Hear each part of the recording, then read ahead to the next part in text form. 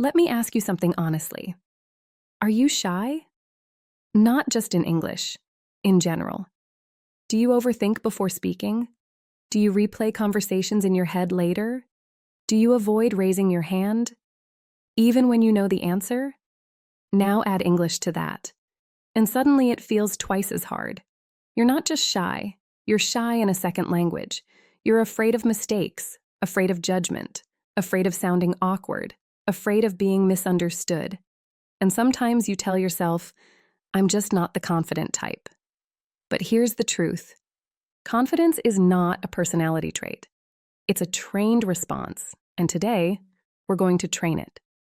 Because you can speak English without fear, even if you're shy, especially if you're shy. The real problem isn't shyness. Let's clear something up. Shyness is not the enemy. Fear of negative judgment is. When you speak English, you're not just sharing words. You're exposing yourself, your accent, your mistakes, your pauses, and your brain interprets that exposure as risk. So what does it do? It protects you. It tells you to stay quiet. It tells you to wait. It tells you to speak only when you're 100% sure. But here's the problem. If you wait to feel ready, you'll wait forever. Because readiness comes from repetition, not from perfection. Why fear feels stronger in English. When you speak your native language, you feel safe. You know the rules. You know the rhythm. You know you won't embarrass yourself easily. In English, everything feels uncertain. Your brain works harder. Your heart beats faster. Your thoughts move slower. And when your brain feels pressure, it reduces risk, which means silence. But silence doesn't protect your confidence. It slowly weakens it. Every time you avoid speaking, your brain learns, staying quiet keeps me safe, and safety becomes more important than growth. We need to change that. Zero, the confidence formula. Here's something powerful. Confidence is built from evidence. Not positive thinking, not motivation, evidence. When you speak and survive, your brain gathers proof. I spoke. Nothing bad happened. I'm okay. That tiny success builds internal strength, and the more small exposures you create, the less fear controls you. So instead of trying to eliminate fear, we reduce it gradually, like turning down the volume. Step 1, lower the stakes. Most shy learners make one big mistake. They only try to speak in high-pressure situations, in front of groups, in important meetings, with fluent speakers. That's too much. Instead, create low-pressure speaking zones. Talk to yourself while walking. Read out loud at home, record voice notes privately. These moments feel safe, and safety builds fluency. Once you feel comfortable speaking alone, your brain becomes less resistant in public. Confidence grows privately first, then publicly. Step 2, speak before you feel ready. Shy people wait. Confident people act. Not because they're fearless, but because they don't wait for perfect conditions. Try this. In your next conversation, speak early. Even if it's just one sentence, even if it's simple. I agree. That's interesting. I think so too. Breaking the silence early reduces pressure. The longer you wait, the scarier it feels. The earlier you speak, the easier it becomes. This is a psychological trick. And it works. Step 3, stop trying to sound impressive. Many shy learners overcomplicate sentences. They want to sound intelligent. So they build long, complex thoughts. That increases anxiety. Instead, simplify. Clear beats complex. Simple English spoken confidently sounds better than complicated English spoken nervously. Short sentences, clear ideas, calm delivery, that's confidence. Step 4, accept the awkward phase. Here's something nobody tells you. There is always an awkward phase. Your voice sounds strange. Your accent feels heavy. Your pauses feel long.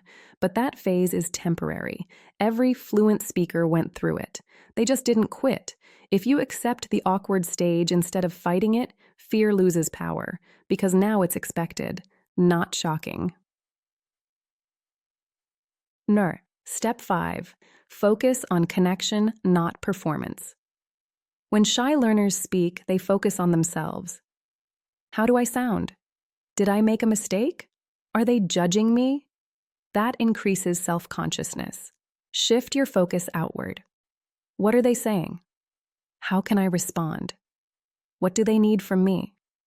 When you focus on connection instead of performance, fear decreases because you're not the center anymore. The conversation is.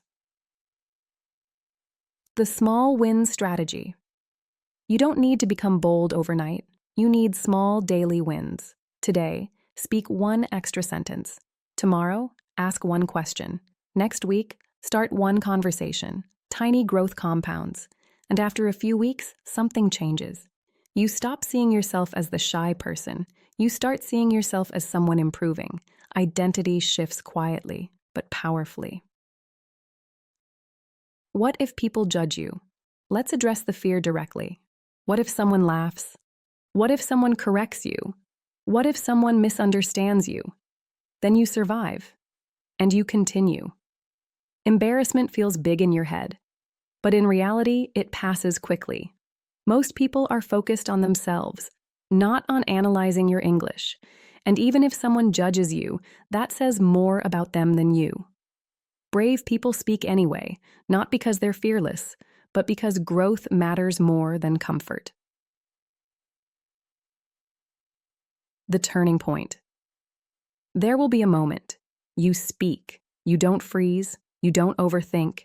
You just communicate. It won't be perfect, but it will feel natural. That moment changes everything because now you have evidence. You can do it. And once you believe you can do it once, you can do it again. The 14-day courage plan. For the next 14 days, speak out loud daily for 5 minutes. Start one small conversation. Use one new phrase in real interaction. Reflect on one success each night. Write down your wins, even tiny ones, because confidence grows when you see progress. Final truth. You are not bad at speaking English. You are cautious, and caution can be retrained. Fear is not permanent. It's a habit, and habits change through exposure. You don't need to become loud. You don't need to change your personality. You just need to take small, brave steps consistently. Shy people can become strong speakers, not by changing who they are, but by expanding what they're willing to try. If this felt personal, that's because it is. Shyness doesn't mean weakness. It means sensitivity. And sensitivity can become strength when guided correctly. On English Talk every day, we don't just improve English, we build courage. If you're ready to speak without fear, even if you're shy, start today. One sentence, one moment, one brave choice. I'm Elena, and I'll see you in the next lesson. Keep speaking, even when your voice shakes. That's how confidence is built.